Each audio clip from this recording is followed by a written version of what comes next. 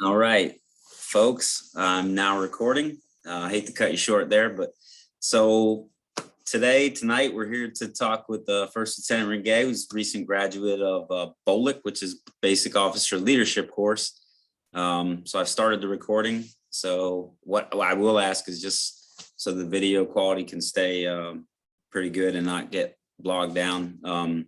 If you could please just use your mic and don't use the camera. I don't know, I've read that a lot of video will slow the stream and the feed and whatnot. So, but I just want to recap where we're at. So the last time we did this, we talked to you, and you were a graduate of DCC. So congratulations. I know you moved on to BOLC. And can you start by telling us, after you graduated DCC, what it looked like until you got to BOLC? Right? Anytime in there you want to talk about, and then beyond that. So if you just want to brief us up real quick on the travel and all that stuff to there and starts and all that stuff. Then I want to open the floor kind of like for people to ask a lot of questions, because I'm sure they will. Right now we have quite a bit of attendance in here. And if you don't get a lot of questions, I am prepared to ask a lot or let you elaborate on some things, but depending on people's comfort level, they may not feel comfortable asking a question. So what I would tell you to do, there's definitely a chat option. Okay, so like if you go to the chat, you can open that up. I have it monitored right now. If you'd rather type your questions in there, go ahead. I'll keep an eye on it. But sir, welcome back. Congratulations. Good to be back. Yeah, just bring us up to speed on after DCC. So after DCC, that cycle of DCC is one of the weird cycles throughout the year because BOLC training down at Fort Sam Houston in Texas doesn't start up until about a week or so into January. And if you're guard or if you're reserve, you get to go home, you're back on your own time. But if you're active duty, you kind of have to be accounted for by someone. So after DCC, we were on holdover at Fort Sill in Oklahoma, and they tried to keep it as keep the flow going for us. PT most mornings. We got to go over to the clinic, COVID allowing. So that kind of fell off for a little bit. And then they allowed us to take pass and leave for both Christmas and New Year's. And so for Christmas, I came home, spent time with the family, and then I went back down for New Year's. And there were a couple of us in the barracks for New Year's. We just got pizza and had a good time. Yeah, great. Other than that, not too much, just trying to keep busy while down there. Great. Yeah. So can you just remind us, or anybody listening, like what you originally joined for? What's your profession in the Army right now? You got it. So I am the AOC of 65 Delta, which is a physician assistant. I did all of my schooling on the civilian side, and then decided I wanted to go Army. And Sergeant Esmond here helped me get through that process and get going on my career. So there's a lot of training involved, because as a PA in the Army, you're not just a PA, you're also an AMEDD officer or Army Medical Department officer. So you got to wear a couple of different hats, and you got to be ready to wear those hats. So DCC was the nice dip your feet in the water, get acclimated to the Army part. And then BOLC is more of this is how you be an AMEDD officer part. And we'll get into that shortly. Great. So does anybody have any questions so far? Feel free, like I said, if you're just joining us, you can either raise your hand or come across, the mic and talk, or type something in chat. But so something that you pointed out that I want to point out to the group, because there's a lot of acronyms that we don't understand sometimes. So like when we talked about DCC before, that's direct commission course. So that's essentially like your officer's basic training. So for those that don't know that the video we did before, that's posted. I don't think it's on Zoom anymore, unfortunately. The links expired, but on my YouTube channel, it's there. This will be there as well. It'll be on Zoom, a recording I'll send out, and then on YouTube as well. But so, you know, the DCC was the basic training, and I heard you point out, you said that the BOLC is more like where you learn how to be, an AMEDD officer, correct? Yep. So tell us about the different types of AOCs that were in your BOLC with you. Were they all from the SP Corps, or was there a mixture? No, we had a smattering from all of the medical corps. To answer Ms. Samaran's question, BOLC went from January 9th, and it's separated into 2 phases because, like I said, smattering of AOCs. We had ophthalmologists, we had mental health people, we had MDs, we had nurses of various kinds, and then the good old 70 Bravo, which is our healthcare administrator, and a couple of other admin type AOCs there. And that's phase 1, which goes till March 4th. And then you go into track phase. Track phases are of various lengths. I know the MD's track phase was only 1 week. For nurses, it was 2 weeks specific to them. And then for PAs, it was 1 week of PA very specific track phase. And then we did a course called TCMC, or Tactical Combat Medical Care, afterwards. So in total, I was there from January 9th all the way till March 18th. And then what we cover during, like I said, during track phase, or during phase 1, is everything. It's mostly administrative stuff, but like I said, we're all AMEDD officers. We all need to know that. It may not be extremely, extremely relevant, but it will help my job go smoother. It will help my MEDO or my medical officer's job go smoother if I can help him out. And we're all team players. We love doing that. So we all need to know how to do a little bit of everyone's job, but then we get into the more specifics during track phase of, all right, now this is what your day-to-day is going to look like, and what your career progression can look like as well. So I heard you say the dates. So to answer her question more specifically, it would probably be a little over 8 weeks, would you say? Is that yes. Okay. I see a hand. I think it's Sergeant Ornelas has a question. Hey, Lieutenant Ringuet, I know that your BOLC was active duty. Did you have any reserve medical officers or healthcare providers that were in reserves? Are there time there? Is there a difference for active duty and reserves for BOLC? Yes, there is. So if you're in the Guard or Reserve, depending on what your unit has allowed to them for both funds and how much time you're allowed to take off from your civilian job, you can either do the long course, which is fully what I did from that whole 8 week, including the track phase, or you can do what's called the short course, where you actually are only there for 4 weeks. You join us at the last week for a little bit of just team cohesion, joining the platoons and finding out a little bit more about what we're going to do during the final 3 weeks, which is all out in the field. So 1 week is devoted to the range and just basically learning all about the weapons that you're allowed as an officer. The largest weapon system we're allowed is the M4. So we start training proficiency on that.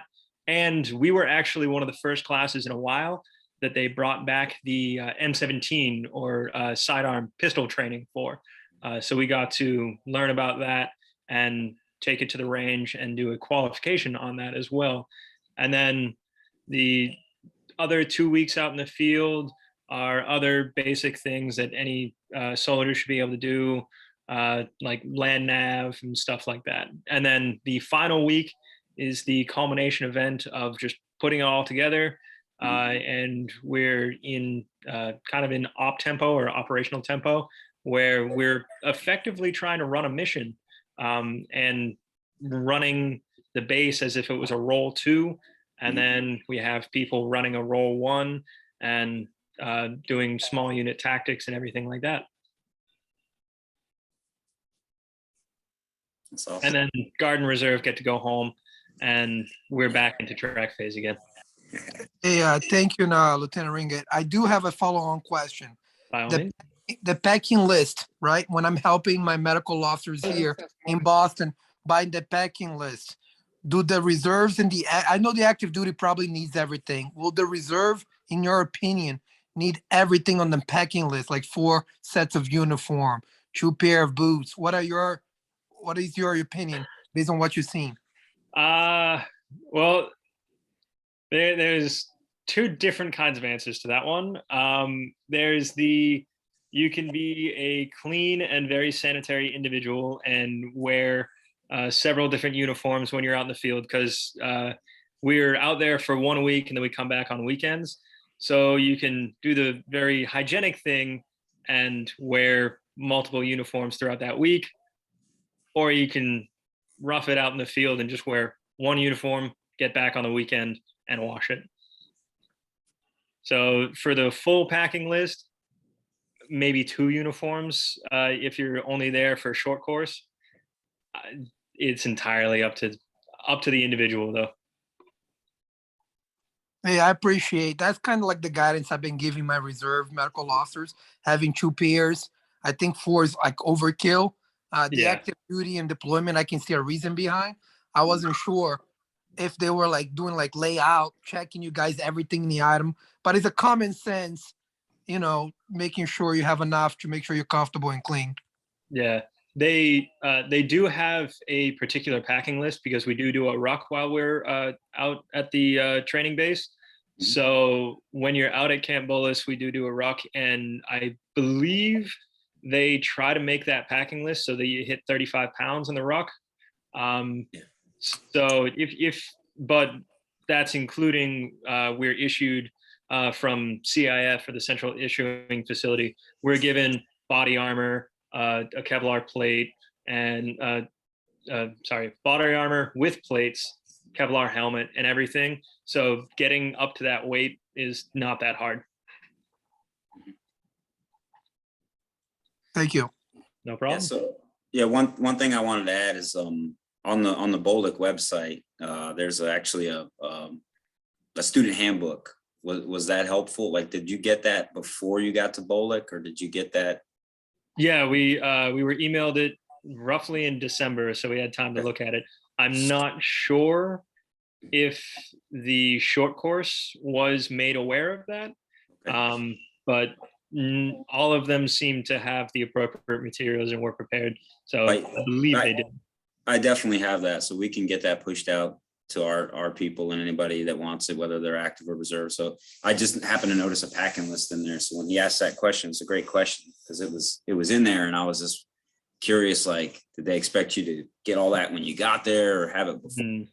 And no, it's easy to get stuff when you're there, because you let out of class and then you can run over to the PX and get stuff.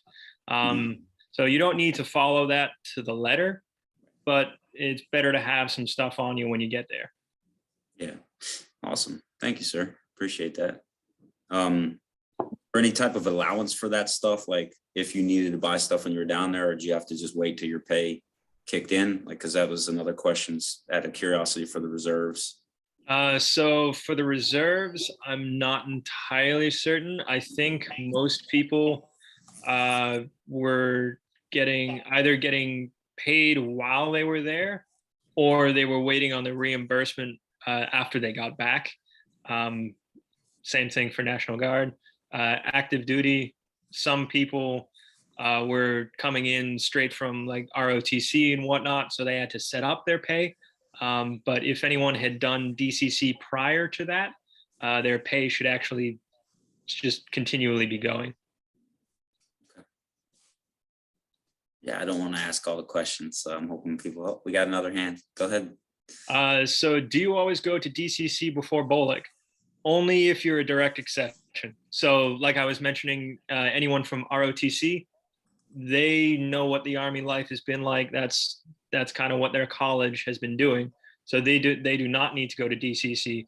Anyone that has been prior service, so let's say you were enlisted, went to college, but while in college decided to either just take a step away from the Army entirely and then go back into it. If you're within a certain time frame, you're allowed to just jump back in and go to BOLC.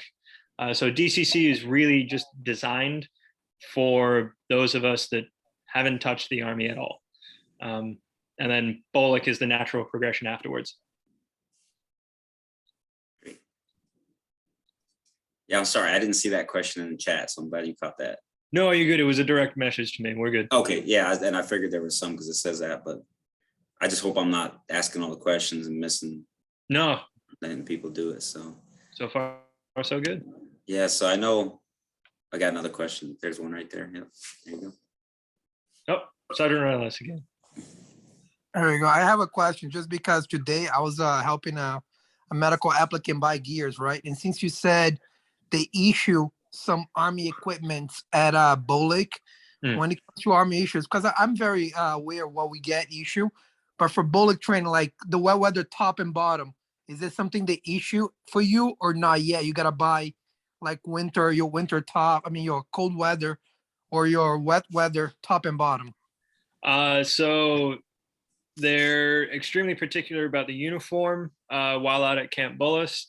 If you want a cold weather top, that comes out of your pocket. However, wet weather top and wet weather bottom and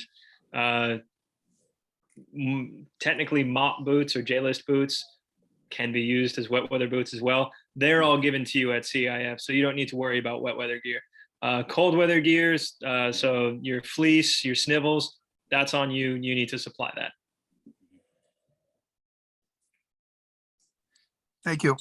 No problem. The handbook lists the TA-50 they issue, and it made mention of an allowance. So I was just thinking, if they're hearing that and they go there when it's cold, but we could definitely get some more solid answers. Those might be not ones that exactly, but we can.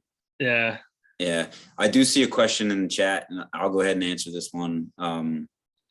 So there's a question that says, do HPSP students do DCC and BOLC concurrently?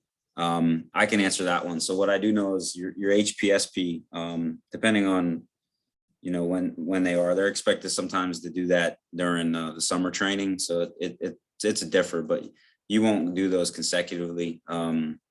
I don't know if anyone else has a different experience with that or not, because what I recruit for is some of the clinical psychology HPSP. They'll do that during the summer break of some classes.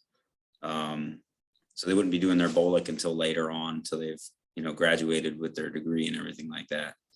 Do you know anything different about that, Sergeant else? So DCC, there are 3 scenarios that are common right now. One scenario, it's a pilot program that the new HPSP applicants, if they have time between when they graduate the undergrad and before they start medical or dental school or optometry, whatever HPSP program, they try to send you to a combined 6-week DCC and BOLC, and so you are done. That's option 1. The Army's been trying that out as a pilot program. Not all schools are created equal, and it has to do when you sign your contract and you get orders and you get to go. Most of you sometimes will miss that window because of paperwork and your school starting, right? Like the Boston schools tend to start pretty early in the summer. So it's dependent on your school. That's option 1. Option 2, some medical schools, some dental schools, you are able to do DCC one summer before year 1 or between year 1 and 2.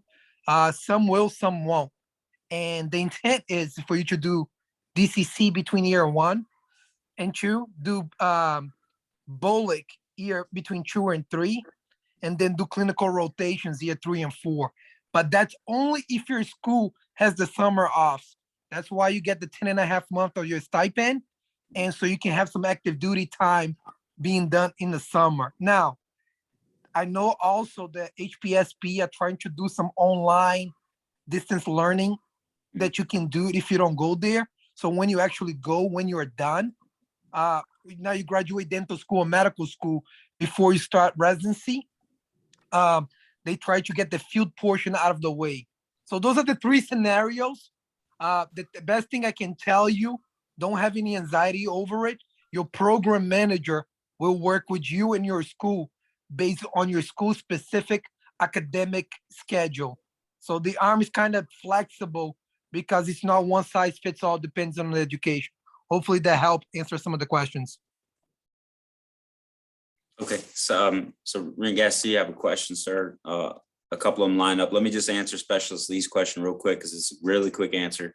So Specialist Lee, so like there is exceptions to policy for if you have basic leadership course or anything higher than that, you can get an ETP for DCC, so you won't have to attend it. So that's a really quick answer. And beyond that, I can just, you can private chat me if you have any other. But go ahead, sir. You said you have two questions you got. Yes, another one from Miss Summeron. How much in advance was I made aware before I went to DCC? And she's currently waiting for orders. So I don't know if my situation can really be used for this, because when I had finished everything, got through the board, they were projecting the DCC date to be in November because they were trying to limit the amount of time that we were on holdover. But something up high didn't go through, and it ended up being the original October date. So I got my orders, I believe, 2 weeks before DCC. And depending on who you are and what you need to do, 2 weeks can be a lot of time or not too much.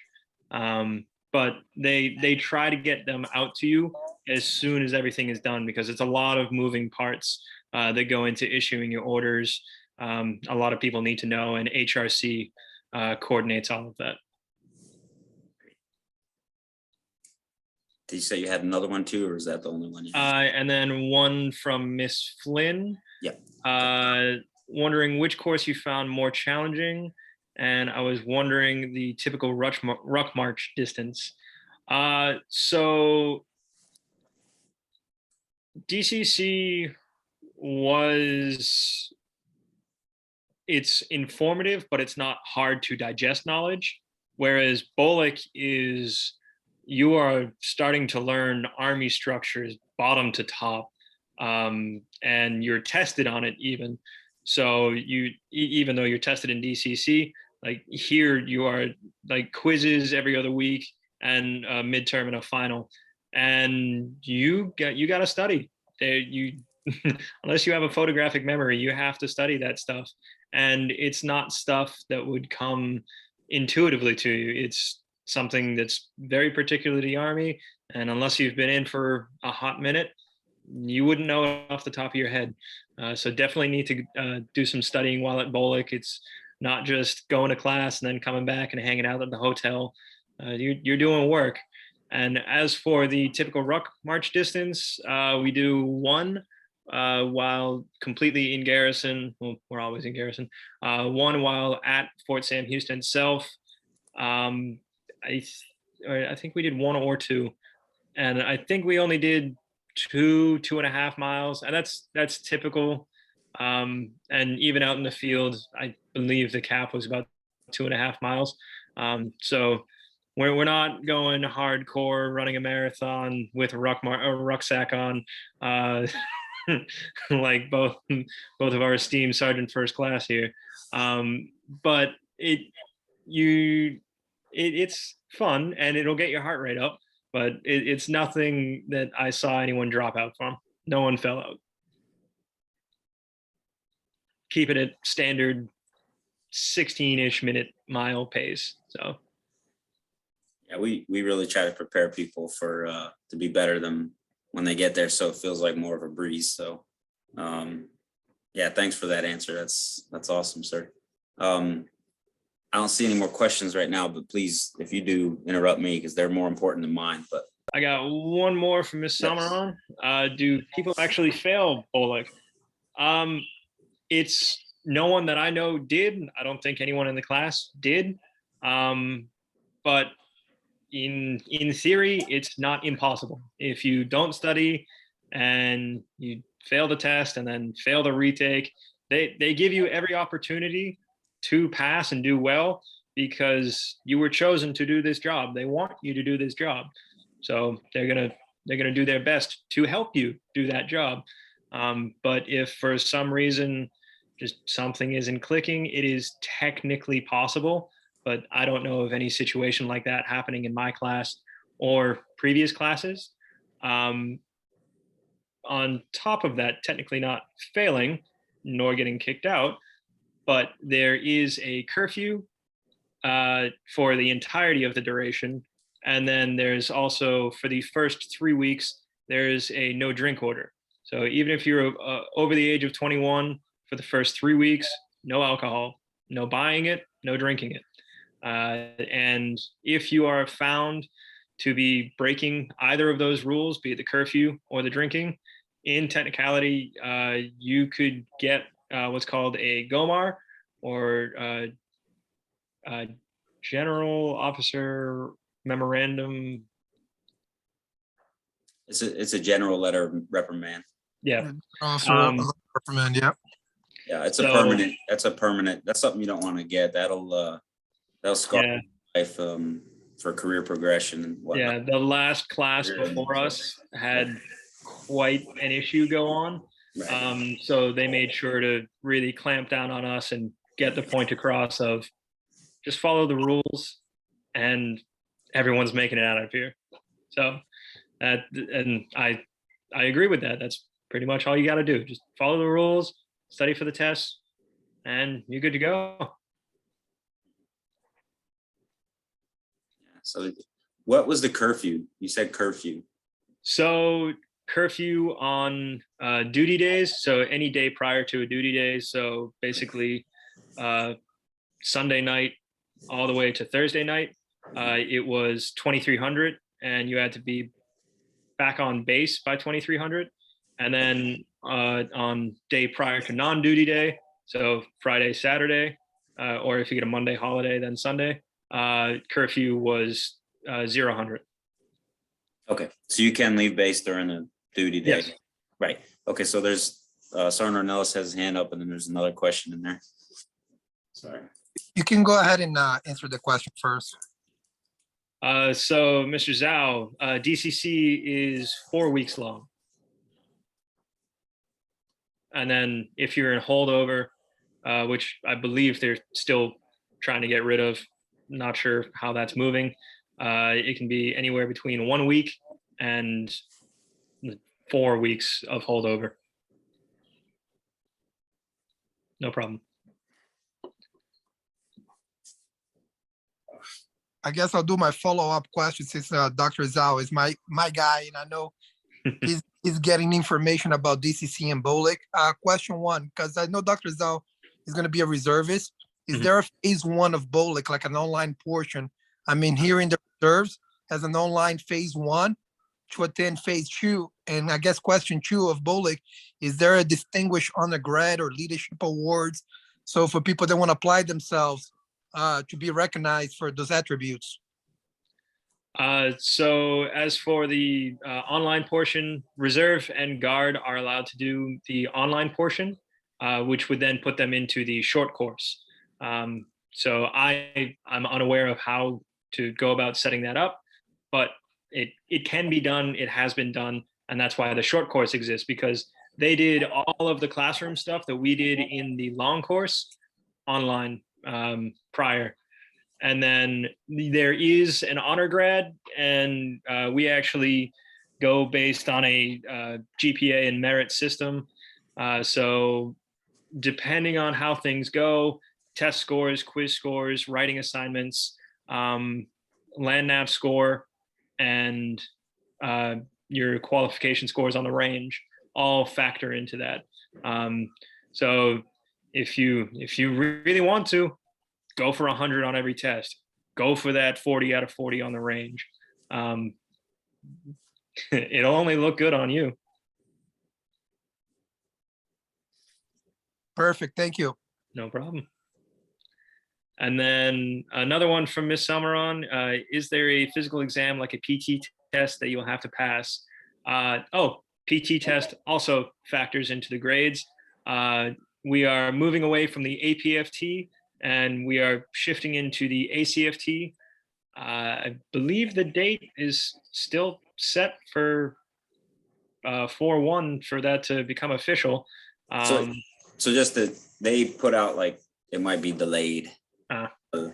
It's coming, but they don't know when. But yeah, we will have to be able to disseminate it to people that want to know. But yeah, there's something about it right now. Sergeant Major of the Army put out something too, like it's going to be delayed.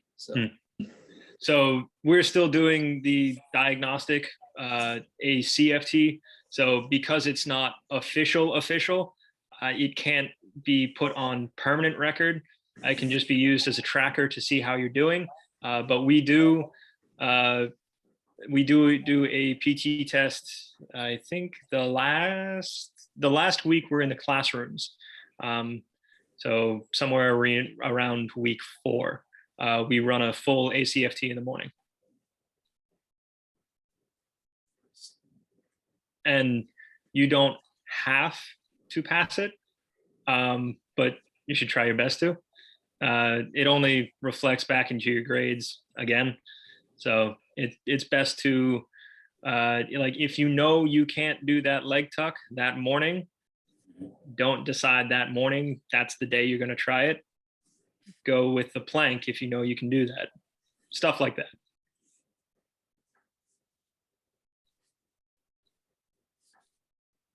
And Sergeant Ornelas with another question. Well, since we're talking about PT, Lieutenant Ringuet, would you say then it's beneficial for future officers, right, that are applying, are in the process, going to start BOLC, that will be helpful to attend a free workout that me and Sergeant Esmond offer on Tuesdays and Fridays, where we work every single muscle for the ACFT? Absolutely. There were so many people that like they were prepping on their own, but they were missing 1 or 2 muscle groups that are key to certain movements. Like one that I saw people struggle with the most, and you have both done it, so you can agree with me. You can only train up so much for it. The sprint drag carry, everyone's quads were absolutely toast after doing the drag.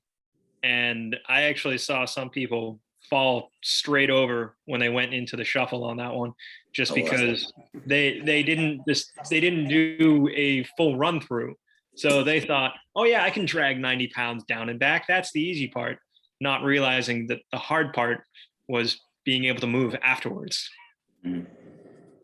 Yeah, it's interesting. You have to prepare. You know, like it starts by preparing your mind too. Like you can't be negative. You can't say, oh, I can't do this, because I mean, you never even try. You never even work out. And then you can't have that defeatist attitude, because that results in just, you know, poor performance. So you have to apply yourself. And it's like we try to encourage you before you go. And to boot, it's a free resource. Might as well use it. Definitely. It's not going to hurt. Yeah. No, I will say this though, like looking at you on camera, you look like, you know, you look pretty toned right now. You look like a PT. So like, it's exciting to see that, because I can tell that you guys have been doing it down there. And would you say that you're able to keep up with it? I mean, oh yeah. Yeah, definitely. Yeah, that's good. And then another one from Miss Summeron. Do they give you time to study and exercise free time? So yes, most days, depending on, because they teach, there's technically time standard and then material standard. They teach the material.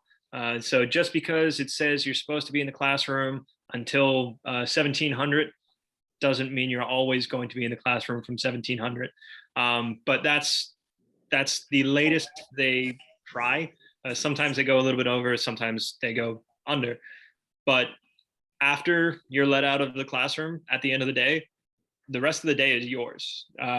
You can go study, you can go do your own workout, you can go enjoy what San Antonio has to offer. It's all yours. You manage your time as you please after you get done with the classroom for the day. So I heard you mention the lodging. They said they put you up in a hotel. Yes. So there's 3 different hotels that you could be put up in. You can be put up in Candlewood Suites, building 1384 and building 592. If you get Candlewood, you won the lottery. You have a kitchenette and Nice. everything there. Building 592 and 1384, they're good accommodations, but you don't have a kitchenette. So you either have to get some microwavables or go to the DFAC or eat out. And the rooms are private, like it's your own room, right? Yeah, no roommates. Right. So And that's awesome. And the reason why I bring that up is, family calls at night, they have a little bit of privacy, homework, maybe business back home. I've heard questions, a lot of things you wouldn't even think to ask, but we all love our privacy sometimes, right? So that gives you a nice decompression time in a hotel provided by the Army. It's not bad, right? And yeah. But I don't know, don't let me step over any other questions. I don't see any hands, but tell me Nope. about chow. Tell me about the chow, because like what's breakfast in the morning, what's lunch and dinner? Tell me about how those are. So brekkie is actually done at the hotel itself, Okay. or you could go to the DFAC, your choice. Dining facility, for those of you who don't know what Gotten so used to that one. Right. And so the DFAC dining facilities paid for by the Army. So sorry. Yep. So you are off the hook for the expense there. And then for lunch, typically we all get out as a classroom and just head over to the dining facility, grab lunch there. I gotta say, the dining facility at Fort Sam is much better than the one at Fort Sill. Just more options, because you get your fast food line, which I actually didn't touch. You got your ethnic line, your healthy line, and then your main line. So you got a lot of different options to choose from. That's awesome. And then right before the DFAC, there's a Jimmy John's and a Domino's. And then if you feel like making the run over to the PX, then you have like Philly cheesesteak, Popeyes or something like that. So if you don't want the DFAC and you don't want something that you can just pop in the microwave, there's always those options as well. But you have to pay for, if you don't eat in the Yeah. If you don't eat at the chow hall, it's on your own dime. Right. Yeah, I just wanted people to understand that. So Yep. Army food's edible. I don't know. I thought it was pretty good most nights. Yeah, it actually is. It's gotten a lot better. I mean, There's some nights where you're just like, I went out on a limb on this one, so I'll take the dig. What about yakasaba? Did they have that? That's my favorite. No, they actually, I didn't see that one the entire time. That's the best. I'm disappointed. I even decided to make that at home on my own. It was so great. I fell in love with it just because of the Army. So. Lieutenant Ringuet, I'm assuming in the field days, you guys are eating MREs, correct? Meal ready. Oh, yeah. I know probably some docs and some healthcare providers would like to hear that.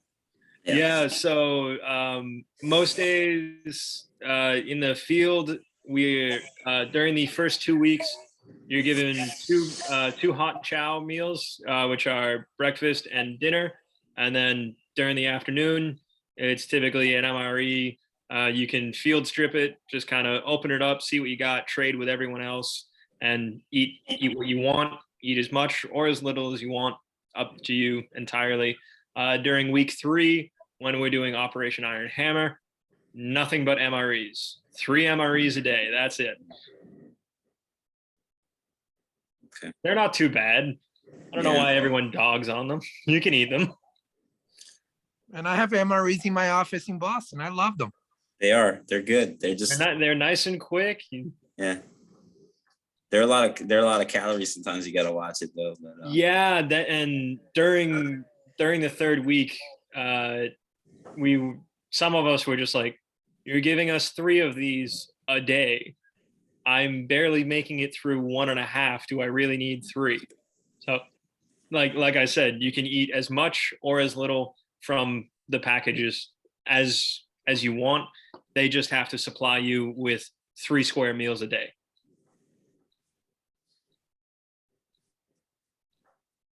So the time in the field, did it feel like you were roughing it? Was it like camping? Was it something that you can handle? Oh no, not camping's worse. So you get the nice long air conditioned or heated tent. Okay. You got your cot, and then there were showers and porta johns. During the last week, access to showers was limited, but other than that, no, you were able to shower, do your thing, go to the porta john and everything like that. So not too bad at all. Yeah, that's you know, we often find ourselves as soldiers, you could be in an austere environment, or you could be in the field. Not so much medical officers, but they still want you to be kind of prepared for that, you know, and like the weapon systems that you learn. It's like you learn to be a soldier. And Yeah, you learn to sleep with your rifle right. too. Was that part fun? There's a question right there. Sir, is it at Camp Bullets? Okay. Yes, it is. Yeah. So did you oh, sorry. I was gonna say Camp Bullis is only like 35, 40 minutes from the JBSA itself, or Joint Base San Antonio, or Fort Sam Houston itself. So they bus you over on Monday morning and then bring you back at the end of the week. You don't have to march back. That's awesome. Nah. So tell me about the camaraderie, like working with those people and being in the field with them or in a classroom for weeks upon end.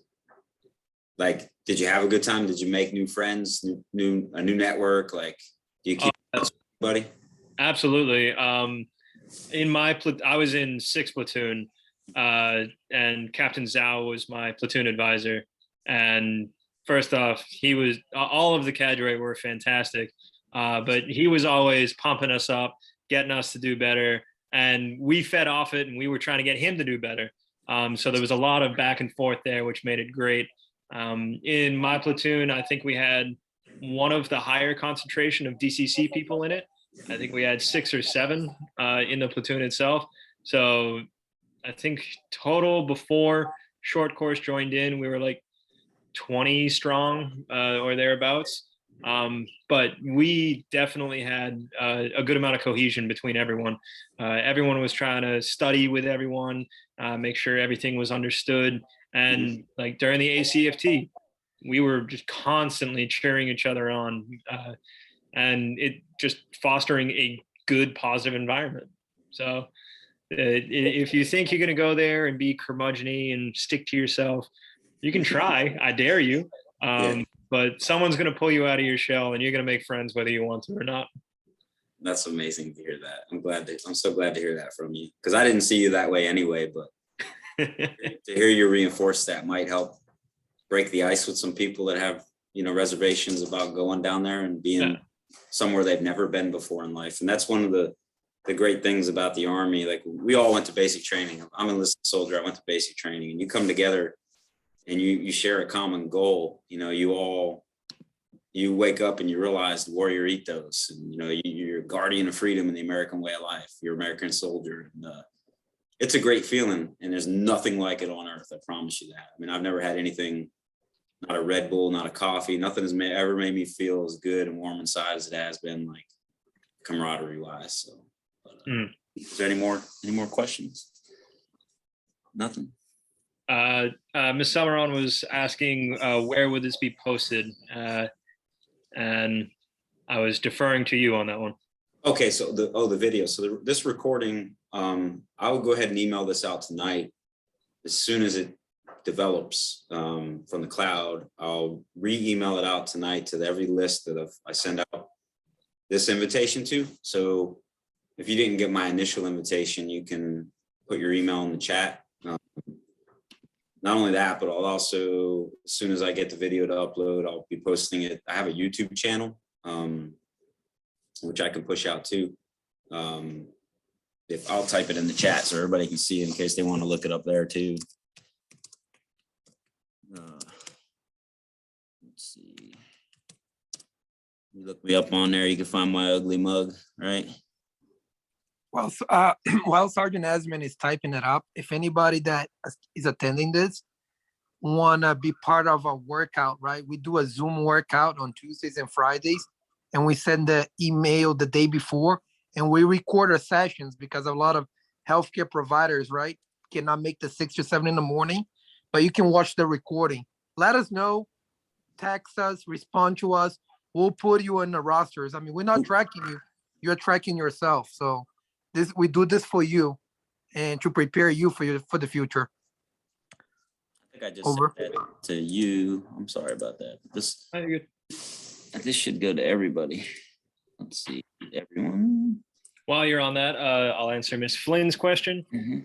So after graduating BOLC, you move on to track phase, and then after track phase, you're not in empty space, but you have your report date, but you have time in between. So right now I am actually at home. I'm on leave, hence the civilian clothing and facial hair. So right now I'm on leave from when BOLC finished, which was the 18th, and my report date is the 31st. So in between that time, I'm taking my own leave, and I start working, going down to the unit, 525 Field Artillery on the 31st. So I haven't started with the hospital yet, but they've during TCMC and the PA track phase, they do make sure that your skills are still up to par. And anyone here that is in the medical profession, everyone's in the medical profession. It's about AMEDD. Anyone going, if you are not required to go to TCMC, at least during the first go around, try to talk to someone to eventually go to it, because it is a very informational course that can really just open your eyes to what a like a combat trauma will look like and how you're supposed to deal with it. And it's definitely very helpful, because some people, let's say you're a med-surg nurse, or family practice PA or doc, when was the last time you even had to think about dealing with an amputation? Probably never. So TCMC definitely keeps that in the forefront of your mind and gets the training skills there. Sergeant Orellis, was that a question? Nah, I just got excited, trauma medicine forte. Oh no, sorry about that, team. Oh, you still there, sir? Yes, I am. Oh, I just was I posted the name of my channel, and then I just wanted to put your DCC video up there in the chat for anybody who can see it, and then that way they have them both. They'll know where to navigate. So I think I stepped on you with the audio, so I apologize.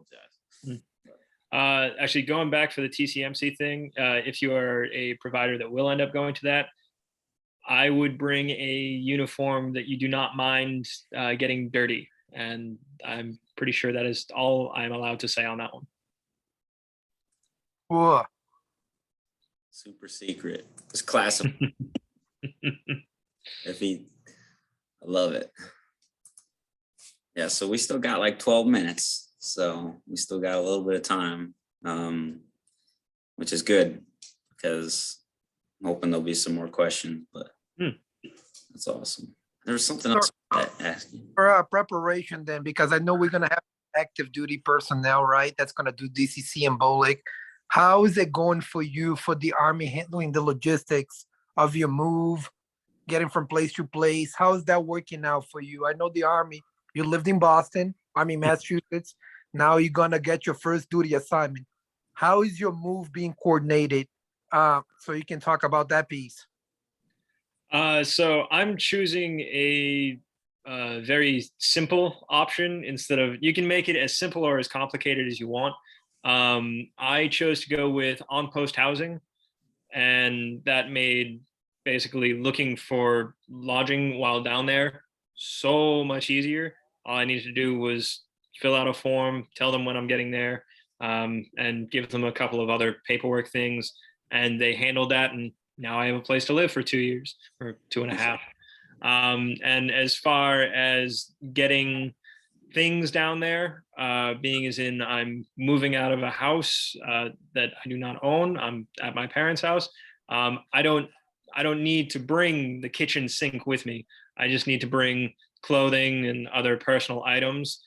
So I can do it all in suitcases, which is what I'm doing.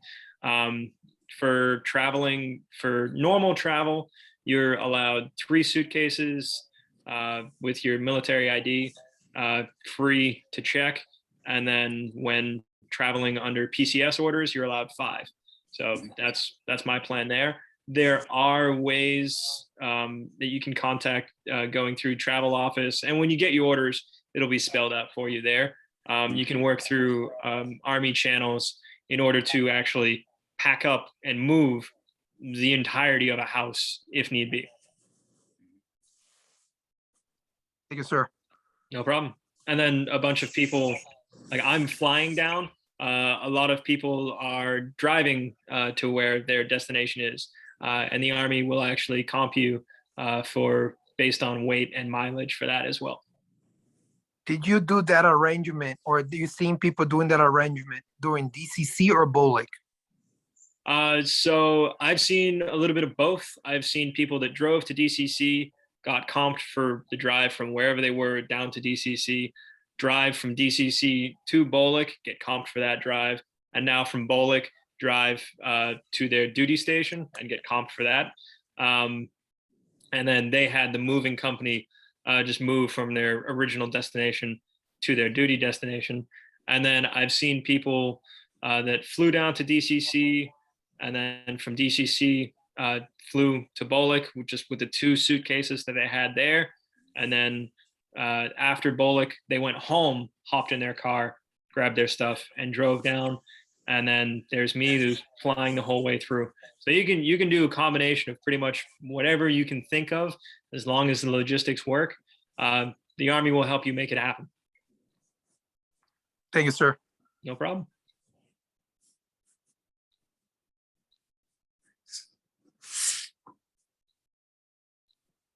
Well, I know what I was going to ask you, sir. What were some things that you can't bring with you? Do you remember? Just so everybody could. Is there anything specific? Well, no blades over, I think, 3 inches. So if you want to check into your bag a pocket knife or a multi-tool, that's allowed. And out in the field, it's pretty useful. Technically, no tobacco products during duty time. So duty day starts at 05, ends at 17. So in between those hours, no vaping, no dipping, and no smoking. Technically, after those hours, you're free to do as you please. Up to you. I don't remember. It is in the handbook, but I don't remember looking at the contraband list and saying, "Oh, why is that there? I need that." So I feel like the contraband list is very reasonable. Yeah, you can't bring like weapons down there, like handguns and stuff. And sometimes there is yes and no. You can, but as soon as you get on base, you need to check it into the armory, and you do not see it until you leave. And they give you several from the first day, from the first hour that you're there until like middle of the first day. They give you multiple choices or chances to relinquish firearms. right to declare it. Mhm. Yeah. Yeah. Cool. What was I gonna ask next? Don't let me step on anybody else if they have their hand up, but what was I gonna ask? I saw it and then so I sometimes think people don't realize that, like, if they get hurt or injured or something like that, like, can you explain to them, like, if they woke up one morning and they had like maybe twisted their ankle, or if they felt sick, a little under the weather, what do they do? What can they do? What's advised to be done? Like, So this applies to both DCC and BOLC. You get to partake in sick call. So you go over to the clinic and they check you out, and depending on the provider, they'll either throw some new socks and Tylenol at you and say, get on your way, but we're moving away from that. Or they'll write you a temporary profile. And a temporary profile is exactly that. It's just hey, he hurt his ankle, let him stay off of it for a week or two, and you're good to go. The more common issue we had was COVID, because COVID was up doing its random spikes throughout the 8-week course. So what we did was, if you woke up with any of the symptoms, sore throat, fever, nausea, headache, you go over to the clinic, get tested. If you come back positive, no biggie, don't sweat. You're not kicked out of the program, and you don't need to fear for your career. All you need to do is go back to lodging and stay in your room for 10 days from date of positive test. So if you pop hot, then you just have cadre and fellow classmates were great about getting meals to you. Everything was run through MS Teams for them. So they weren't secluded at all. They were still engaged in the classroom. They just weren't physically present. And then, yeah, the only time where popping hot on a test or getting injured might be a little bit of a hassle would be during the field, because all field time is necessary. So not entirely sure how that would work, but I'm sure that cadre would work with you in order to make sure that they get you through that class. Yeah, thanks. I mean, that might have been a random question, but No. I want people to understand. I want people to look at you and understand that they're just like you, like, and that's why I'm glad the civilian clothes and like, you gotta shave eventually before you're like, sometimes people are intimidated by the Army and our training environments and everything. And they think that we're either robots or we're so controlled that we can't do things, but we're like everybody else, maybe just a little shorter hair. And we take care of each other and our soldiers and anything you can think of, whether food, sleep, worship, like if you get sick, you need to work out. If you want to go off post at night, if you want to eat at Jimmy John's, like you said, like I want people to understand that it's all allowed. We have a lot of freedom. But some things go with the territory. We have rules, we have left and right limits, and you pointed that out earlier. So I'm glad that those things are coming out as we're talking, because it puts people at ease. It makes them feel like this is something we can do. And I bring up that story quite often about that guy that some guy found our video on YouTube and called me, and he had his concerns about going to DCC, and he was thanking me up and down, and you saying about how we put him at ease. And that's probably one of the best feelings I've had. And that's why we like doing these videos. And if anyone is on the older side, I don't think you can use that as an excuse anymore, because we had a National Guard doctor who I believe he was in his late 50s, roughing it in the field with us. So if he can get through that, pretty sure anyone can. That's good. That's awesome. I just want to see if I didn't miss anything in the chat. Can you Hey, Doc Ringuet, where are you going where are you going to be stationed? What is your assignment? Oh, you're going to love this one. Fort Polk, Louisiana. Nice. Hey, it's warm. It's warm. Oh, yeah. It's warm, humid, and I got to worry about. I have heard that I will not be able to pack enough prednisone for poison ivy ever. That I will always need more somehow. Builds character. You'll be all right. Some of the stories I've heard are fantastic, but it's going to be a good time. I'm going to be, like I said, 525 field artillery. So I'm going to be on a line unit to start. Not as kinetic as infantry. So I don't get my feet swept out under me as soon as I get there, but I get to establish myself and move on from there. Yeah. Also, I mean, it's important to realize that injuries happen in the Army. It just kind of goes with the profession, and you're going to a base where there's going to be, I don't want to make it sound bad by saying there's a lot of injuries, but there's some heavy training that happens there. Right now they're in a JRTC cycle. So you're going to get experience. Oh yeah. And that's going to be a good thing. And you're going to have a chance to influence soldiers take better care of themselves so they don't get injured, prehab and everything like that. So, yeah. And right now with the most of my, maybe not most of my class was 70 Bravo or healthcare admin, but quite a few were part of the H2F movement, the health and holistic fitness. So for any of those you don't know, H2F is kind of looking back at how we've been dealing with things in the past in terms of healthcare, and we've been dealing with everything reactively. So like you said, soldier twisted his ankle. All right, reactively, we're going to put him on profile, give him a little bit of ibuprofen, and put him in a brace for a little bit. But that solves the problem after the fact. What if we could have made it that the problem never happened? So that's where H2F comes in. Proper diet, proper sleep, proper exercise beforehand. And we can actually mitigate a lot of things that way.